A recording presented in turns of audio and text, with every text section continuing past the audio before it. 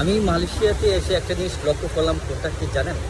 মালয়েশিয়াতে কিন্তু অনেক দেশের মানুষ কিন্তু বসবাস করে, অনেক দেশের মানুষ কিন্তু তারা এখানে কি করে বিজনেস করতেছে। যেমন আপনার চায়না, ইন্দোনেশিয়া, থাইল্যান্ড এবং কোরিয়া, বহু বিশ্বের মানুষের কিন্তু এখানে বিজনেস করছে। যেহেতু এখানে একটা মাল্টি কান্ট্রি পিপল এখানে বসবাস করে, এই দেশে অনেক বিজনেস করার অনেক সুযোগ সুবিধা রয়েছে এবং এখানে ভিজিট করার অনেক সুযোগ সুবিধা রয়েছে।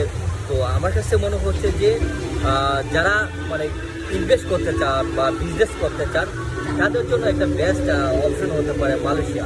এখানে যেহেতু মালয়েশিয়া একটা টুরিস্ট কান্ট্রি, একটা ট্যুরিজম কান্ট্রি, একটা দেশ, তো এই জন্য আমি মনে করি এই দেশে বহু বিশ্বের মানুষরা কিন্তু এই দেশে ঘুরতে আসে, ভিজিট করতে আসে এই দেশের সৌন্দর্য উপভোগ করার জন্য। কারণ যেহেতু মালয়েশিয়া একটা মুসলিম স্টেট দেশ, তো এই জন্য এখানে অনেক সুযোগ সুবিধা রয়েছে।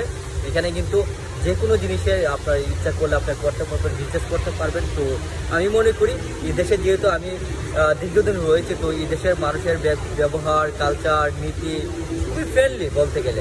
এখানে তো আপনি আসলে আপনি বুঝতে পারবেন, কারণ যারা মালয়েশিয়া ভিজিট করেছে তারা কিন্তু অবশ্যই এই দেশের সৌন্দর্য, এই দেশের ব্যবহার, এই দেশের মানুষের কালচার তারা কিন্তু উপলব্ধি করেছে। এটা হচ্ছে মালয়েশিয়ার বিউটি।